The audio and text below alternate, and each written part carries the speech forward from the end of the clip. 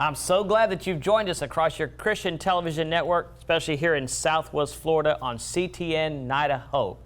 I have a wonderful friend of mine who's an international speaker, business entrepreneur, and I like to say he's just my brother from another mother. I'd like to welcome David Felber. Thank you. It's an honor and privilege to have you in the building. You and your wife travel around the world speaking to the masses, but I love it that you took time out of your crazy schedule to come and encourage those watching here in Southwest Florida. Before we totally turn you loose here and they're going to hear a good encouraging word, David, talk a little bit about your background. God's raised you up for such a time as this. Yeah, first of all, thank you, my man, for having me. sir. I really appreciate it. Looking forward to sharing here today. Honored. And I'm going to be talking about a lot of things. And so I encourage you to tune in.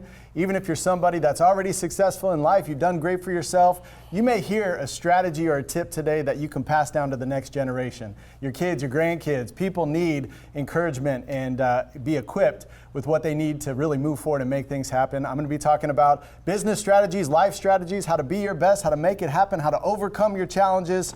And we've had a lot of great coaches and mentors in our lives, which we're very grateful to and excited to pay that forward here today and hopefully make a difference for you. Awesome. Well, call a friend now, and we'll be right back on CTN Night of Hope with David Felber.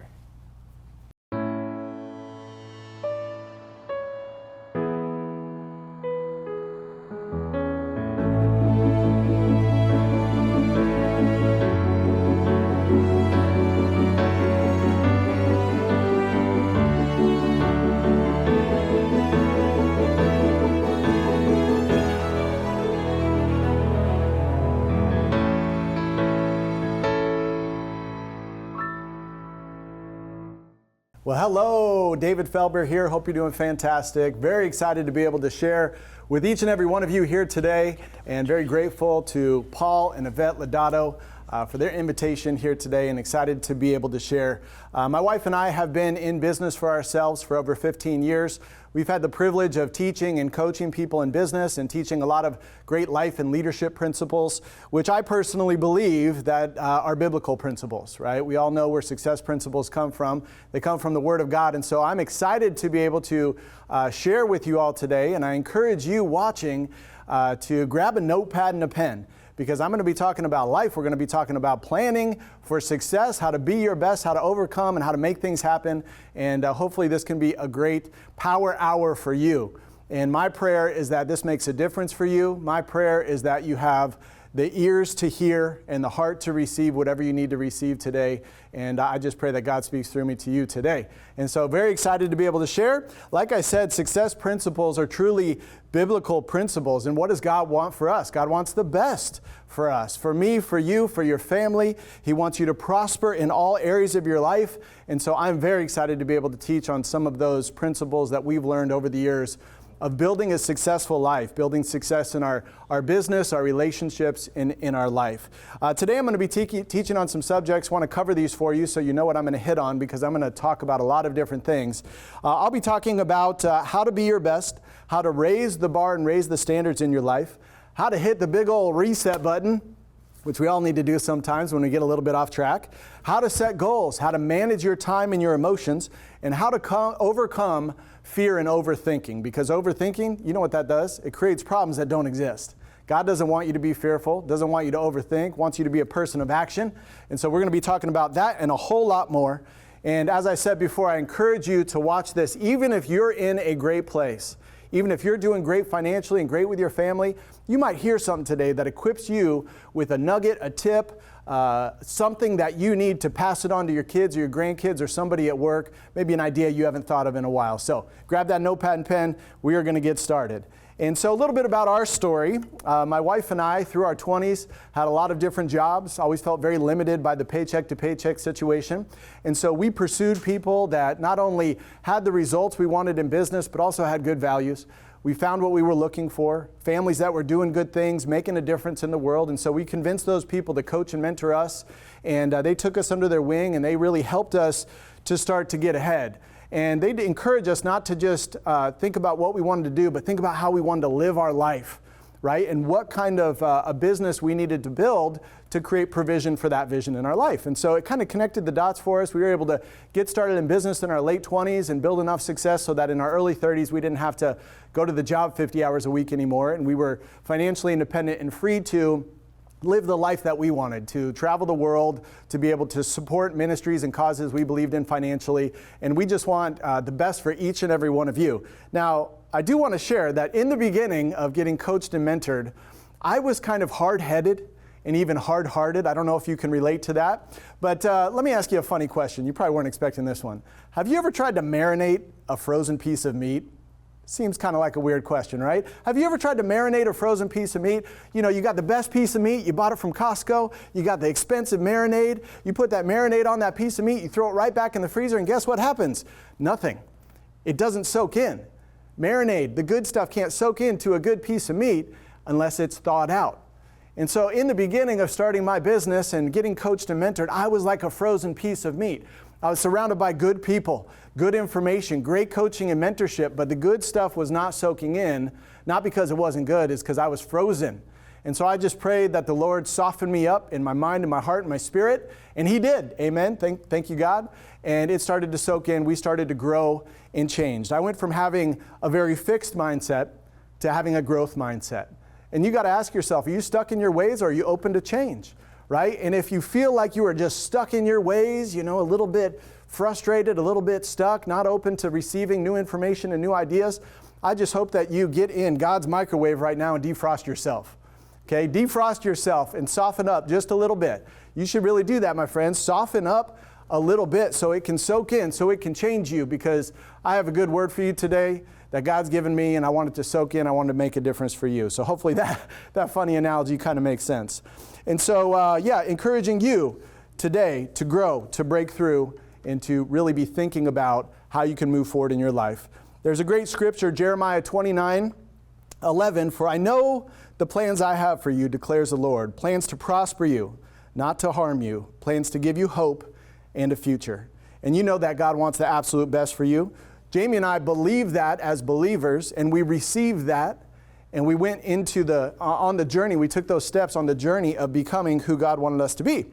And so we believe that God wants the best for you. We want the best for you too. We think He wants you to be happy, healthy, and strong in all areas of your life. Yes, physically. Yes, mentally. Yes, emotionally. Health and wellness in all areas of your life. Financially, relationally, spiritually, healthy and strong.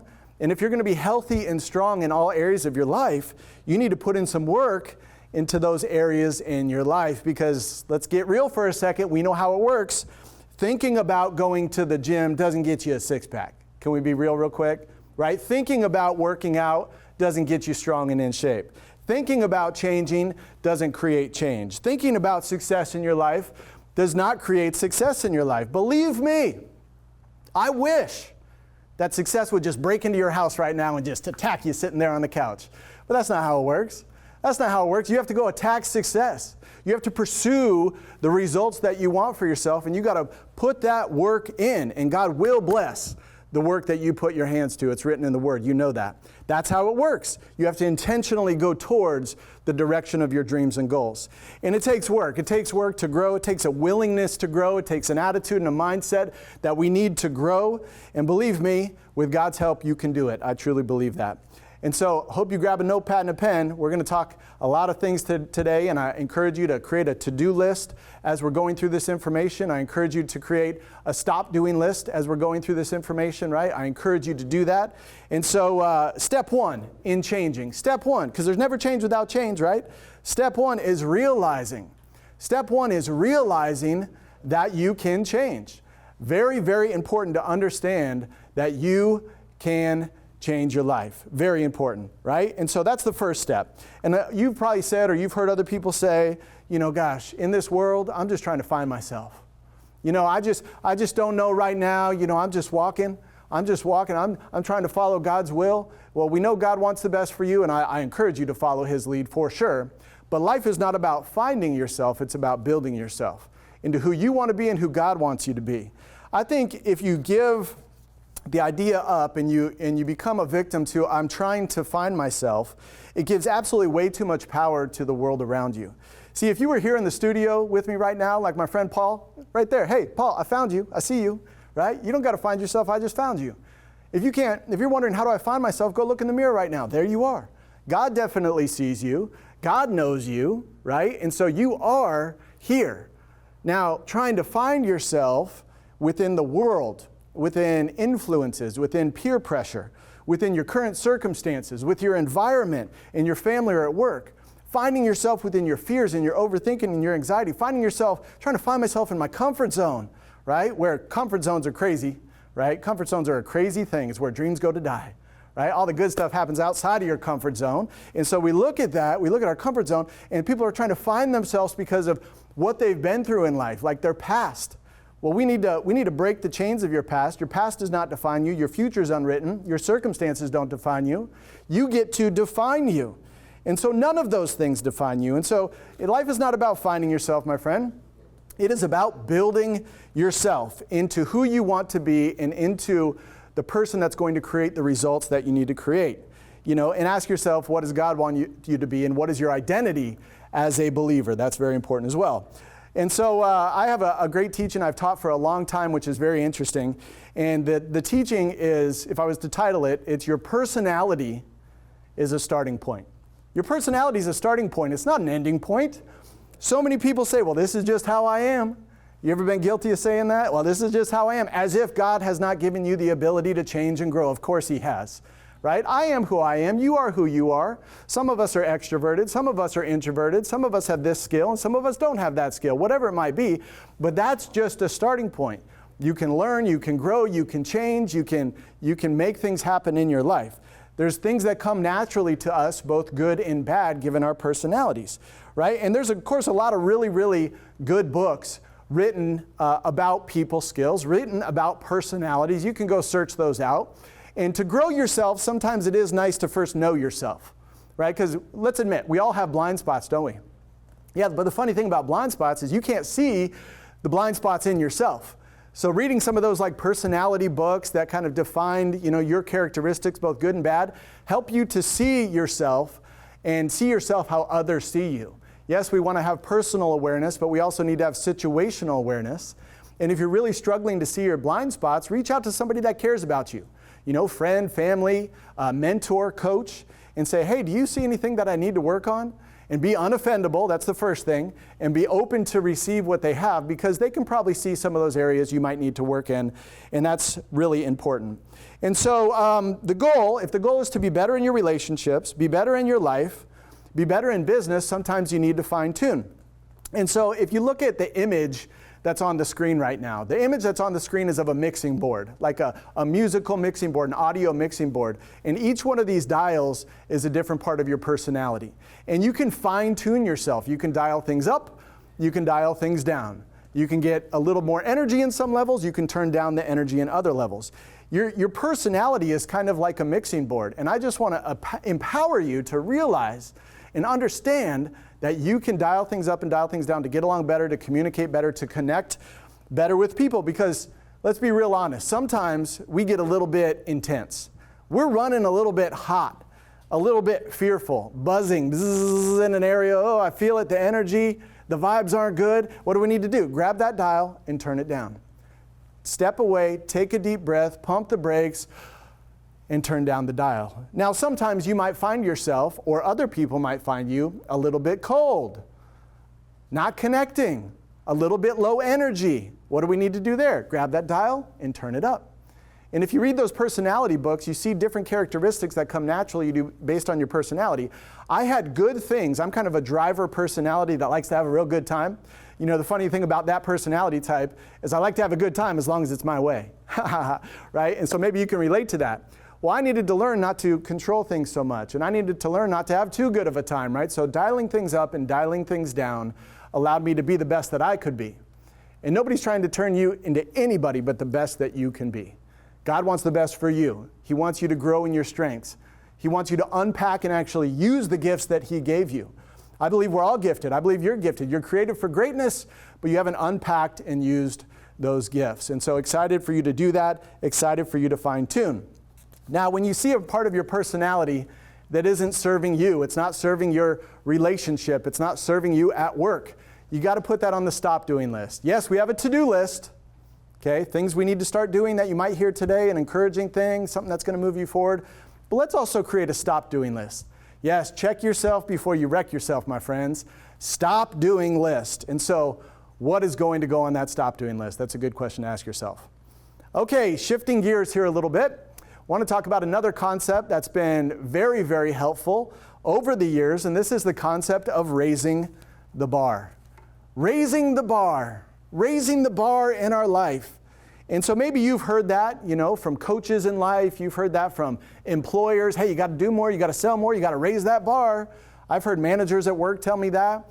And I always just saw one bar because they say raise the bar. And it's just this bar that's already up there. I got to do more, do more, do more, do more. It's stressful. It's putting pressure on me. Raising the bar. And so I always visualize one bar, and it stressed me out. And maybe you can relate to what I'm talking about. You're like, I'm doing everything I can. Well, the reality is there's more than one bar. There's more than one bar. There's the upper bar, but there's also a lower bar. And so what I want to talk about here is this concept, and you can see the visual on the screen. You can see the upper bar.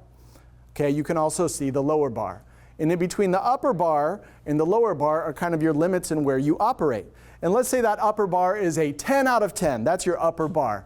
I am operating just excellent, amazing, perfection, which doesn't exist, by the way. It's never about perfection. It's always about progression. But you want to try and do your best. That's the upper bar, 10 out of 10. And the lower bar is like, I'm not even trying. I'm not even close to reaching my potential. I'm not even giving this any focus, right? 0 out of 10. And you look at the upper and the lower, and you're operating at your best, you're operating at your worst. And that happens in every area of your life if you think about it. It happens with your relationship. Not only your relationship with your spouse, but your relationship with coworkers, relationships, communication. Happens in your faith walk, pursuing God. 10 out of 10, 0 out of 10, where are you at? How about your job situation? How about making money, your finances, your personal finances? How much do I have in savings? I'm spending all my money. Oh my gosh, I'm in debt, All these different areas. In your business, in your physical health, it happens where you have this limit window that you're operating between. And when the window's too big, you have excellence and you have basic, and you have good days and you have boom, horrible days, good days, horrible days, good days, horrible days, right? And so the question is how bad do things have to get before you correct and you start moving to where you know you need to be? And how good do things have to get before you stop giving the effort that made them so good? So just think about your health real quick. Physical health. You're sitting there right now, a product of your decisions. I am too. I don't like to say that, admit that sometimes, but sometimes we feel like, ooh, I gained a little weight. Well, that didn't just accidentally happen. I accidentally ate 4 pizzas last week, right? Ooh, I gained a little weight, right? We are a product of our decisions. And so you have to consider that, and you got to look at that, and you got to realize that with your physical health, it's important to correct as soon as you can. You got to have a window that is smaller, where it's not between excellent and nothing. It's between excellent and maybe a 5 out of 10 instead of a 0 out of 10. And so how good do you have to look, 10 out of 10, before you start cheating and eating pizza again? And how bad do you have to feel before you get on a diet and stop eating pizza again? That's health. How about relationships? This is an interesting one. How good do you have to be getting along with your spouse? How good do you have to be getting along with your spouse before you just kind of get lazy in that relationship? I get great advice that from somebody that had a great marriage, said, never stop dating your wife. Because when you're in that dating process, you're giving it everything you got. You're trying to make a great impression. And that's what got her to say yes. That's what got him to say yes. And so how good do things have to get before you're like, oh, we don't need to do a date night anymore. We don't need to, whatever anymore. And it starts going down. And how bad do things have to get towards the lower bar before you start working hard again to make things great? It's our responsibility. We all have to take personal responsibility to improve the results in our life and in our relationship. How about work? How good does it have to get before you back off and get a little lazy? How bad does it have to get before you start fighting because you need to make that money? See, when the gap is too big, it's absolutely chaotic. So why don't you consider today raising the bar? And if you see the image on the screen, look at this. We have the upper bar and the lower bar. What makes all the difference in the world is not raising the upper bar, it's raising the lower bar. Raising the lower bar, closing the gap so you can operate at a much more efficient level in your life, closing that gap. Very, very important to raise that lower bar. That's the game changer. That's what makes all the difference in the world. And so you can put that on your to-do list today to look at the different areas of your life and set a new standard. Set a new rock bottom. Correct sooner. start getting back on track to go to that 10 out of 10 to improve in your life and your relationships and your health and your wellness and your attitude and your mindset, let's start striving for excellence if you found yourself dipping towards average. Hopefully that makes sense. Let's close the gap. All right, continuing on with another topic, let's talk about the reset button. Oh yes, the reset button. You might be thinking, what is the reset button? Well, just reach in your pocket. Reach it, you have one. We sent it to you. It came in the mail. It's magically in your pocket. Hold it in your hand. Oh yeah, that good old reset button. That's right there for you to use. Any time of day, you can hit it and reset yourself. So let's talk a little bit about that. I use it all the time because we all get a little off track. You know, whether it's our attitude, our mindset, a bad moment. And sometimes we let a bad moment turn into a bad day, and that's just ridiculous, right? Why are we letting a bad moment just steal and rob our joy and our peace? Let's not live in the moment, even though sometimes it kind of feels good to have a pity party. Just say, no, not today, Satan. I don't think so. You can let a bad 30 seconds and you're like, oh, I can't believe that person said that. I'm going to milk that moment all day and just sit in this misery. Why? What? No. Don't do it. Hit the reset button. Do not let a bad moment turn into a bad day. So something that's very helpful for me, this might seem a little weird to you, but I literally visualize a reset button. I literally slap my hand and I literally say reset, because there is power in the spoken word, and you're telling yourself, nope, that moment doesn't define me. I'm moving forward. Now, what's very, very important is after you reset from that bad moment, you renew your mind with what you're grateful for and what you're fighting for in the day. Because gratitude is a superpower when you express it. If you keep gratitude inside, it does nothing for you or for anybody else. But when you express gratitude, when you can communicate gratitude, you know, you're grateful for God, you're grateful for your job, you're grateful for your family. Oh, okay, you start shaking off that bad moment. You know what you're fighting for. You're playing to win. You're making it happen. You're making a difference. Okay, man, I'm feeling good. I'm back on track. Reset, that's a big thing, guys. Do not let a bad moment of negative attitudes, anger, frustration, stinking thinking get in your way and rob you of your focus. Realize it in the moment. Have some self-control. Practice some self-control. Yes, you are in control of you. You're in control of your decisions. You cannot control how anybody else acts around you, but you get to choose how you respond to their attitude or what they say. You hit that reset button and you replace the negative with the positive. Remind yourself what you're grateful for and what you're fighting for. And of course, sometimes it is tough, you know, to get out of that moment that was maybe hurtful to you, right? That you took very personally. And so what I always do is I just pray. I say, God, this is too big for me. The reset button is broken today. Lord, I give this over to you, and I visualize, and I'm just sharing with you what works for me. I visualize taking my struggle, my anger, my frustration, and putting it right into God's gigantic hands. And he's like, I got you. And he takes it, and then we let our faith that God is taking care of that take over the emotion of the frustration. And then he gives you the big old reset button, and it's absolutely awesome. So I encourage you to do that and pray that he gives you that peace of mind. And sometimes you need to forgive the person so you can forget the situation and reset and move back on. So speaking of peace of mind, this is a great transition. Have you ever heard the formula that the solution to pollution is dilution? Have you ever heard that? Maybe go back to high school chemistry. The solution to pollution is dilution. If you can visualize a big bucket of muddy water right here, if I took the garden hose from over there and I put it in and I turned it on and I start pumping pure water into the bucket of muddy water, what happens? Well, the muddy water starts to overflow. It's gross, it's disgusting, but the more the pure goes in, the more it dilutes the muddy water, and eventually I'm going to have a pure bucket of water. The solution to pollution is dilution. And if you see up on the screen now, the solution to your mental pollution is also dilution. What is mental pollution? Well, that comes from bad experiences, stress, frustration, overthinking, anger. That's all mental pollution. Driving to work in traffic, getting in a little bit of an argument with somebody, disagreeing with somebody, that's mental pollution.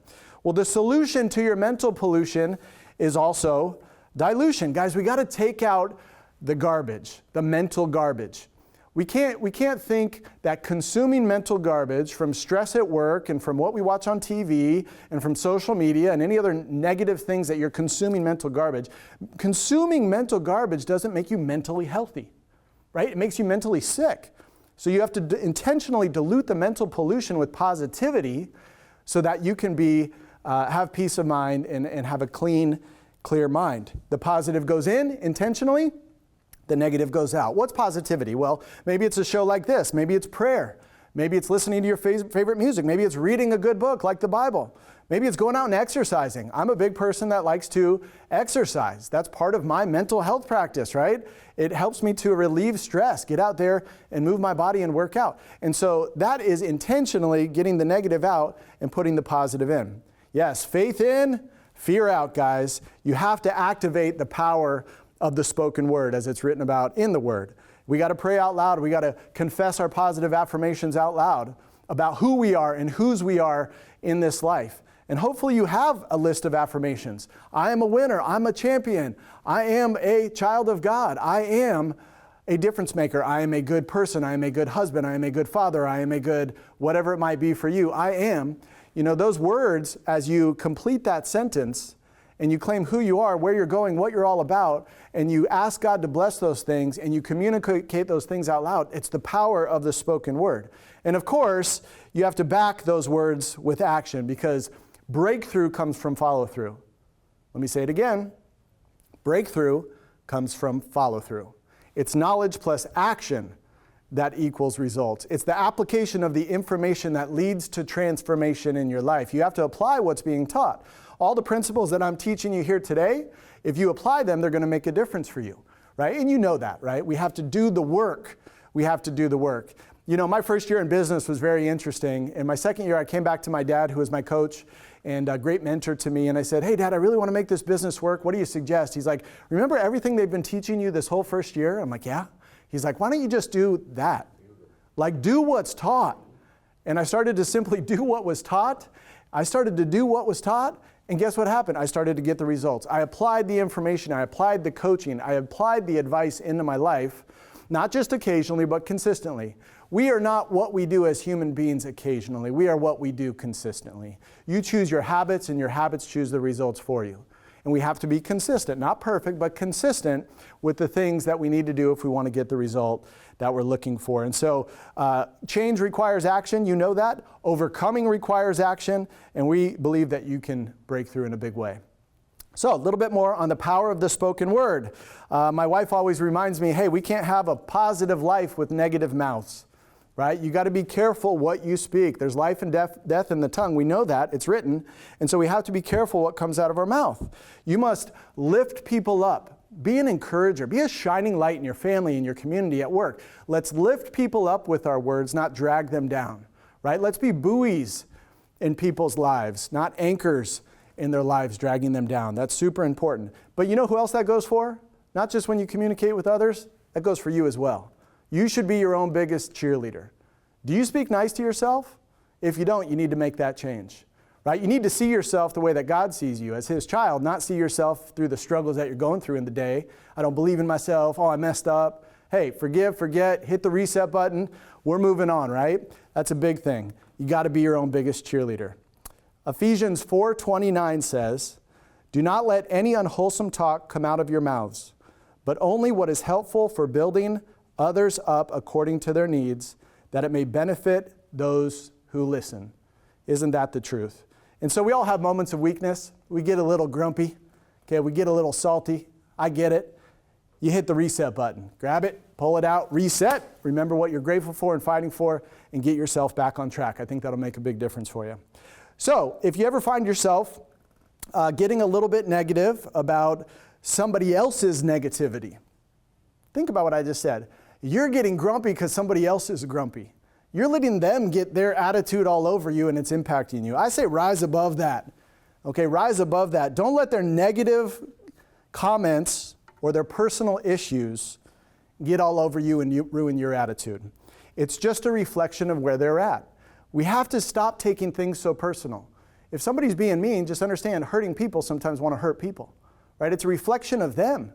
Well, if you're easily offended, that's a reflection of you. And trust me, life's a lot easier when you're not easily offended. We can't be too sensitive. We can't take things so personal because it robs us of our peace and our joy, and it gives the power to the person that has a bad attitude? Why would you want to give your peace, your joy, and your power to somebody that you're not getting along with that isn't being nice to you? And so we have to understand that you can't control other people, what they say and what they do, but you are in control of how you respond to people's attitudes and what they say. Instead of being reactive, because it's easy to be reactive, like real easy. Somebody barks at me, I'm going to bark right back, right? It's that fighting stance. You need to be in a passive stance, not an aggressive stance.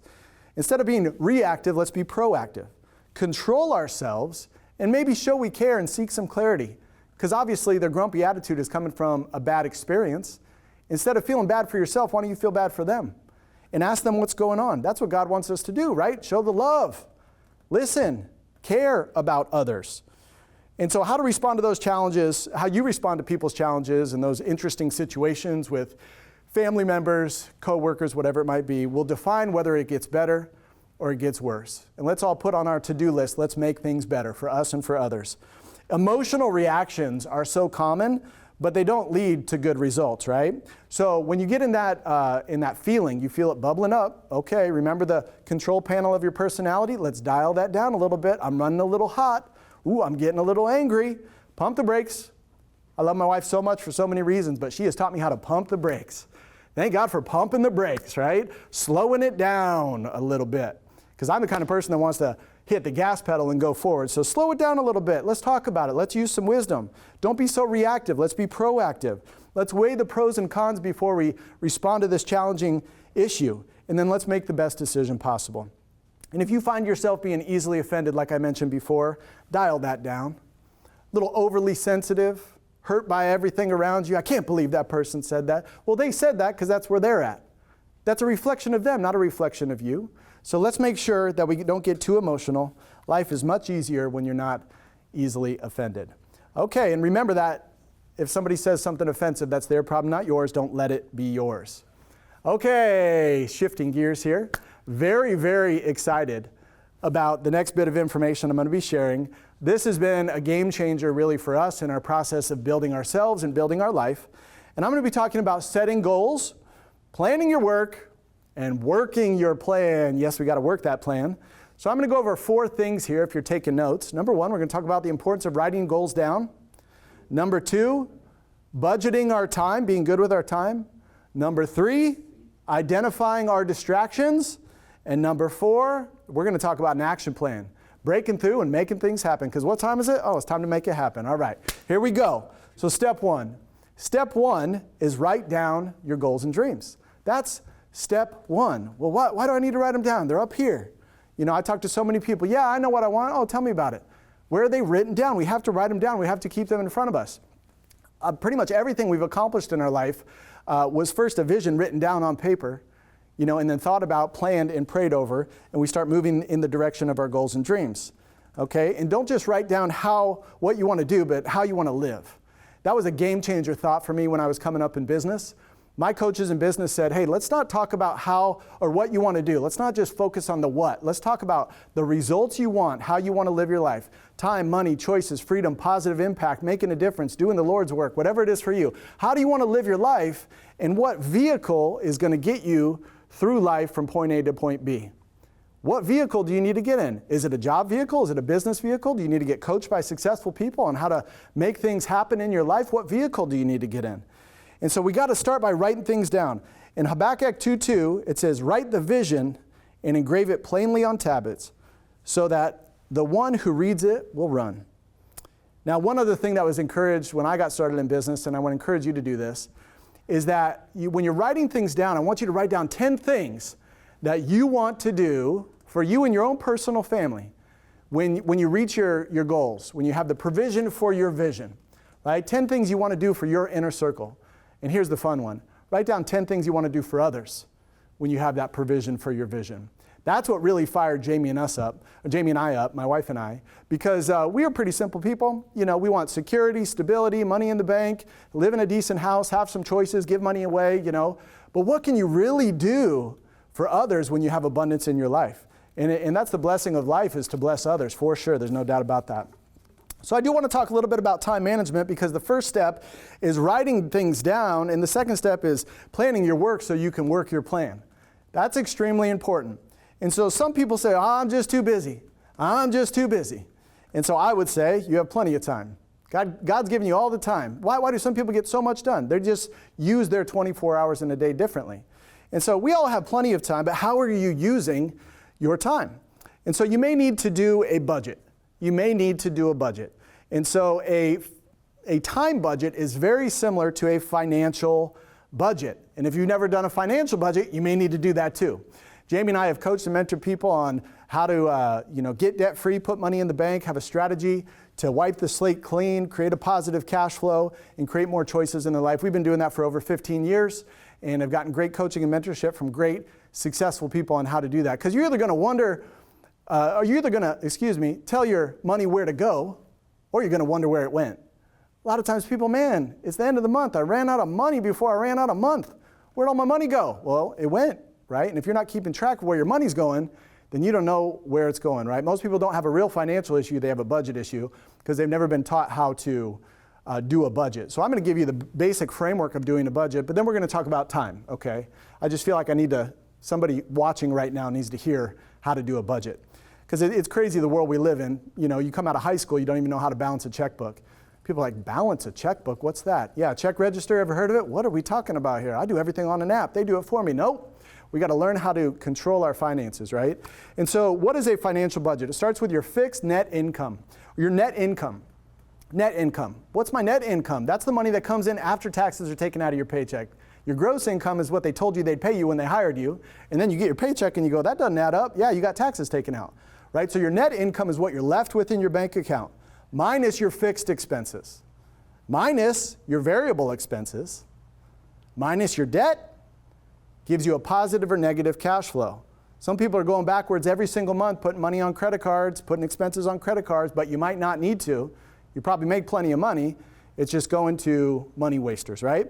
So then we make adjustments. We usually make adjustments in our fixed expenses and ask ourselves, where can we save a little bit of money, right? When is the last time I checked on my car insurance, my cell phone bill, this or that? Get a little bit of a discount. 10 bucks here, 20 bucks there. That adds up to freeing up capital to invest in more important things. Now the variable expenses, guys, okay, fast food, convenience stores, entertaining yourself because I deserve it, right? All of those different things that are wants, not needs, that's where you're going to find a bunch of money wasters. And so if you just put some of those things on the stop doing list, you might be able to free up hundreds of dollars of capital to invest in more important things. Maybe paying off debt and getting yourself debt free, or making a difference for others, giving that money away.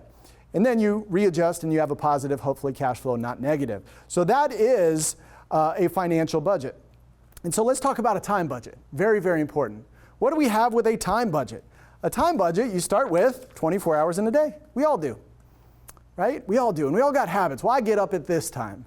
I just don't have enough time. Well, you ever thought about getting up half an hour earlier, right? So it's like little, just logical things, but you have to have a growth mindset. You can't have a fixed mindset.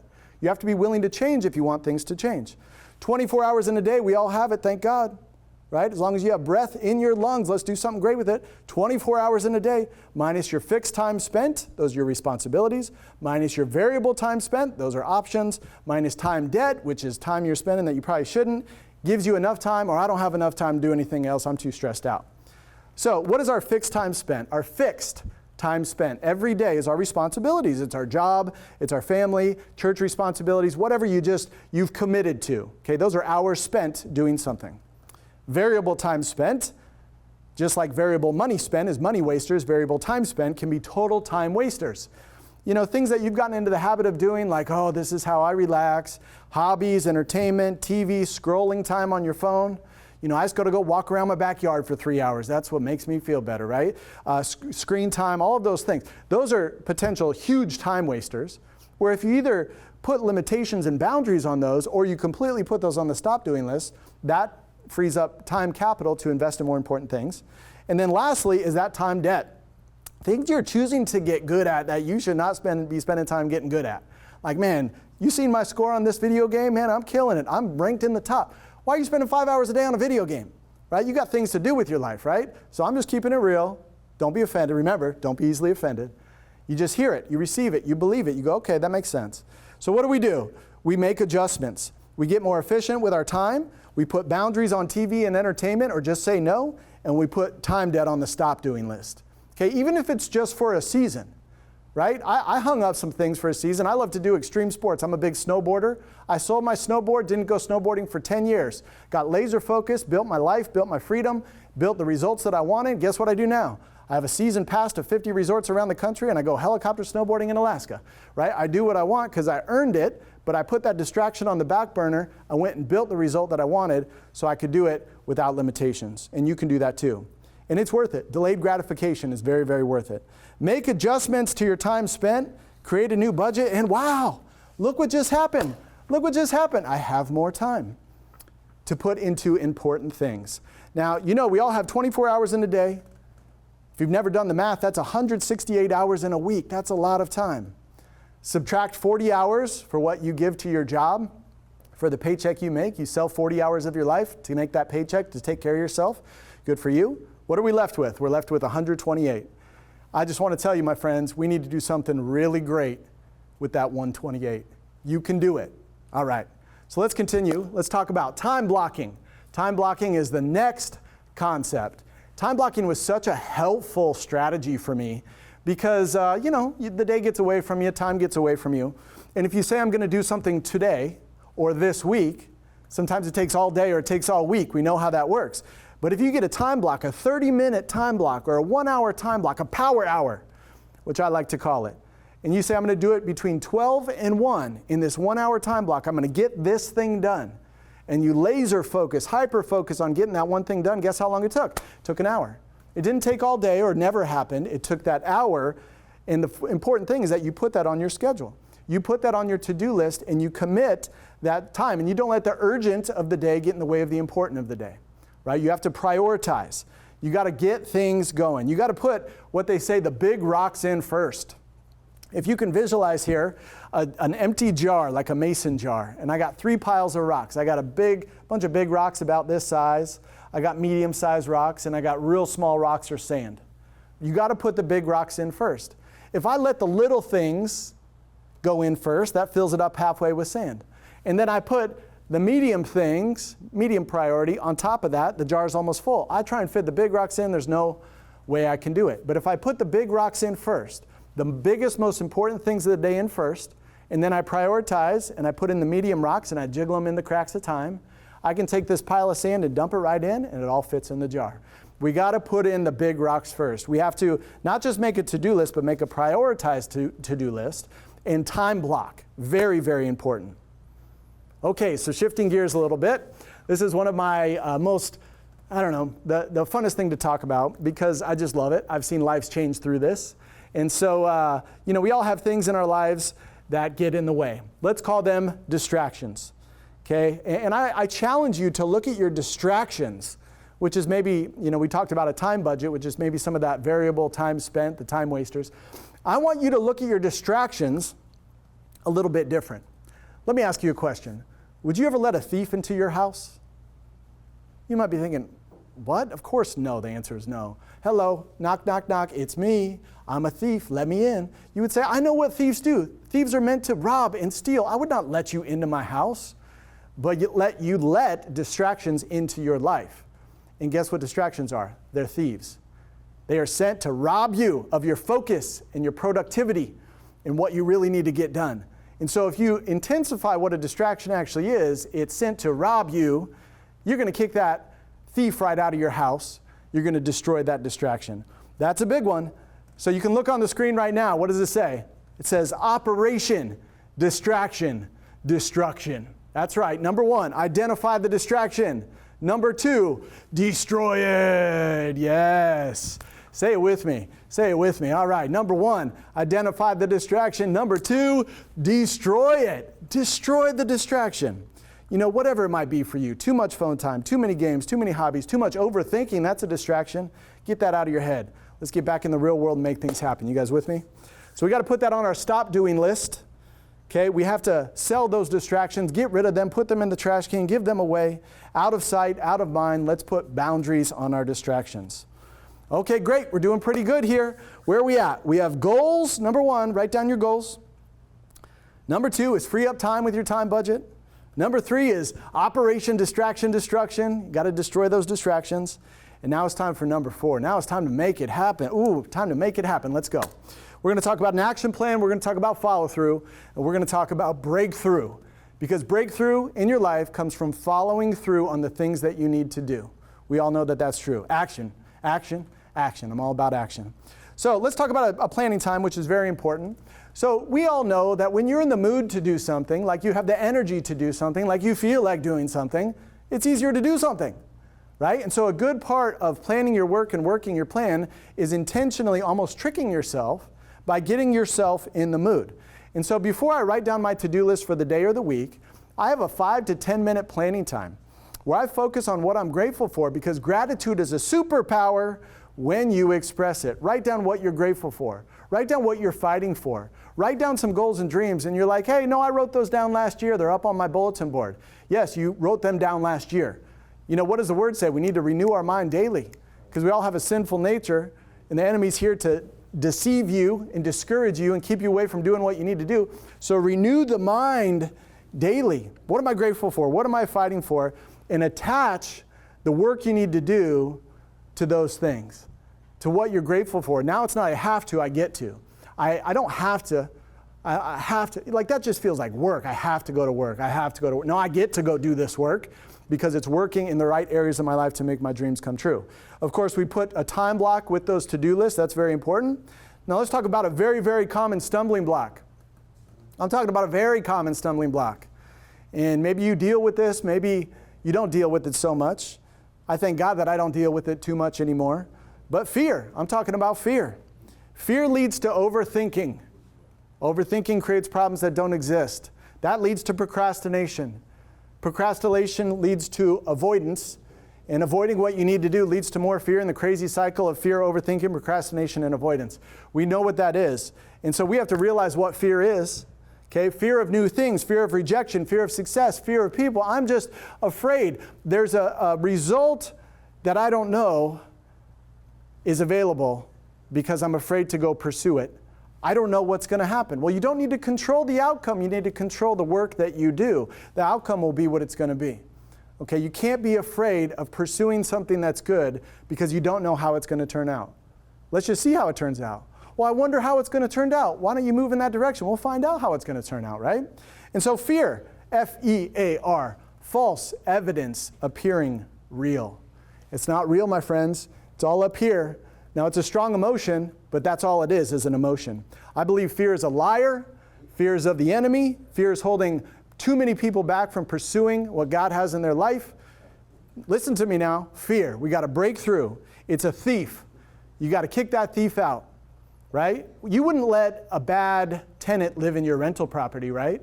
A bad tenant. Somebody that was just not paying rent. They were making a mess of everything. If you had a rental property, what would you do? You would evict them.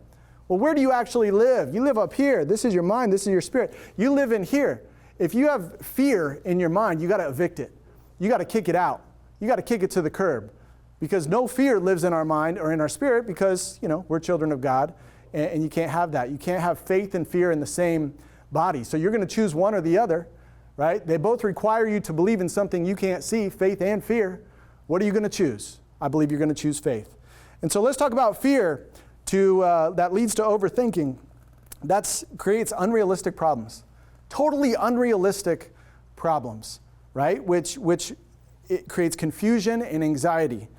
And so 2 Timothy 1:7 says, "For God has not given us a spirit of fear, but power and love and of a sound mind." God has not given us a spirit of fear, but of power, love, and a sound mind. Right? We have the power. We have the power, guys, and we just have to receive that. And we have to speak out the positivity, the positive opposite of the negative thought. We have to lean on the Lord when we feel those feelings, and we got to go and make things happen. And my coach, my dad always taught me, he said, if you do the uncomfortable enough, it will become comfortable. You know, most people aren't actually afraid, they're just uncomfortable. The only reason you're uncomfortable is because you haven't done what you're trying to do very much, right?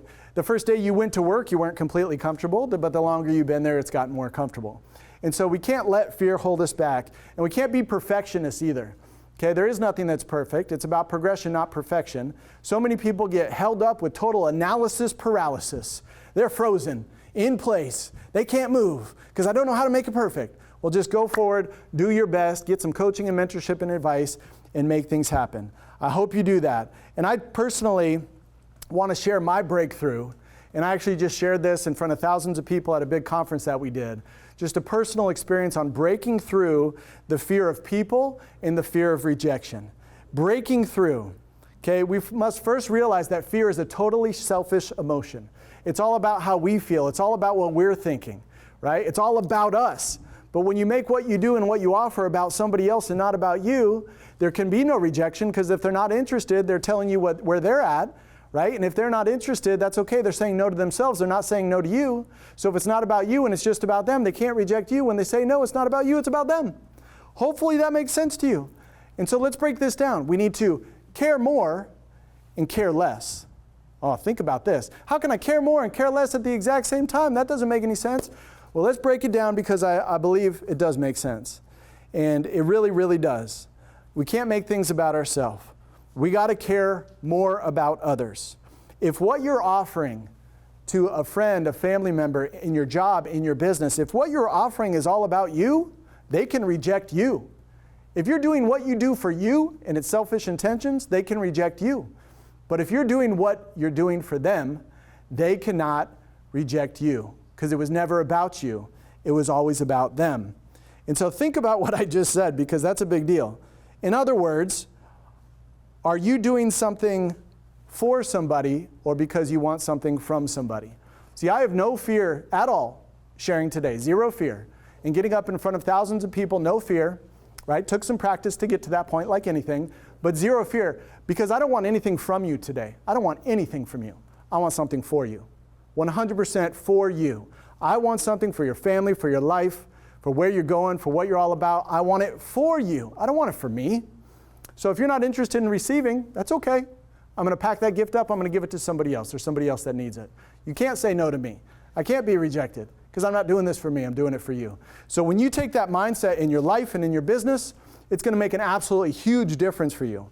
And so excited for you able to see that and believe that and understand that that's where the fear of rejection completely disappears. You make your intentions pure about making a difference for somebody else. So we care more about others, which is a total heart thing, and we care less about what certain people think, which is a get out of your head thing. So care more, we understand that, but let's care less. Let's care less about what certain people think. Okay, let's make a list of the people we do need to care about what they think. We need to care about what God thinks, all the time. That's important. We need to care about what positive people think in our life, encouraging, supportive people. We need to care about what our mentors think, what our families think, our spouses think, if they're encouraging. Okay, but for everybody else that wants to drag you down, that's negative, that's discouraging, that drains your energy, just sucks onto you, an energy vampire, right? For all those people, what the younger generation would call the haters. Haters are going to hate. Let's not care about what they think. We can care about them as people. We can be kind to them. But we don't allow people that are not lifting us up and empowering us to have any sort of a negative influence in our life. We can't let them rob us of our power and our peace to be your best. Why would you do that? Well, it's your choice. So I just encourage everybody to believe what I'm saying is so true. And if you apply it in your life and in your career and in your business, it's going to make a difference. It's going to wipe out the lie that fear is. You care more, which is a heart thing. Let's care more. That's what God has called us to do. Show the love, serve people, encourage people, empower people, care, listen, serve, right? Let's care more. But let's also care less, which is a get out of your head thing. If somebody doesn't get it, they don't get it. That's their problem, not yours. Stop letting it be your problem. This will help you break through the unrealistic fear of rejection and fear of people. So I want to do a quick recap here. This will take just a minute. We've covered a lot of different things here today. I just hope and pray that God has given you the ears to hear and the heart to receive.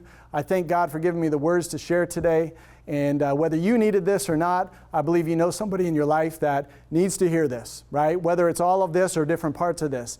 And you pay it forward, right? I'm not here for me, I'm here for you. And so now it's your turn to go and equip others with this great information that can make a difference. So, recap. Life is not about finding yourself. It's about building yourself. Building yourself into who God wants you to be and building yourself into the best version of yourself, the best you that you can be. Next is let's raise the bar. The upper bar? No, the lower bar. Let's raise our standards in our health and wellness, our relationships, our work. Let's raise our standards, a new rock bottom, right? And do better. And when we start dipping down, we correct sooner. You can do it when you get off track.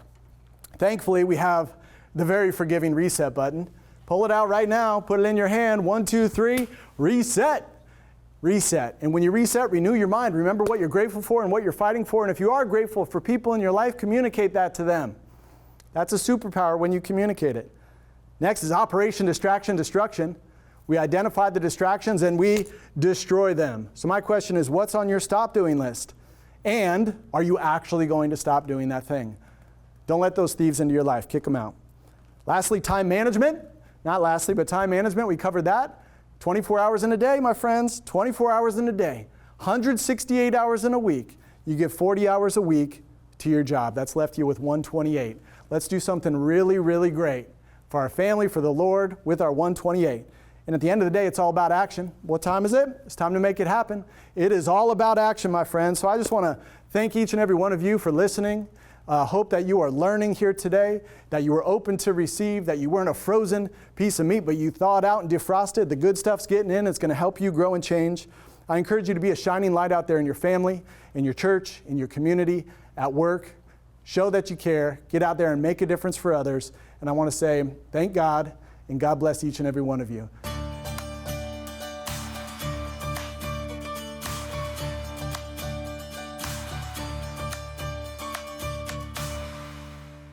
You know, you gave a lot of wisdom for everyday living for people that are watching. Again, if you're watching this on a digital media platform, like it, share it. We're privileged to be able to have you here in Southwest Florida as much as you're around the world. And, you know, the principles that David is talking about will help you in everyday life. But the most important thing is to know Jesus as your Lord and Savior. If you don't know Him, the Creator, you won't fulfill the fullness of your purpose. And so we have a free resource for you. You can download it safe and securely at the website right there on the screen. The new general manager, Yvette Lodato, has written this book, I've Accepted Jesus, What Just Happened. And you can just download it right there, free, safe, and securely. If you're watching us, maybe you're even watching this in a prison cell, we'll send it to you, postage paid to you.